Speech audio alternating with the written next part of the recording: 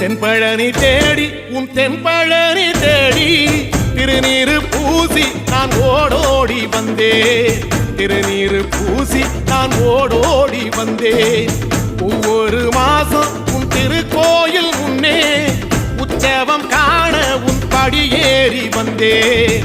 உற்சவம் காண உன் படியேறி வந்தேன். குமரேசா முருகேசா உனை தேடி வந்தேனே. அலங்காரம் அபிஷேகம் அழகாக கண்டேனே.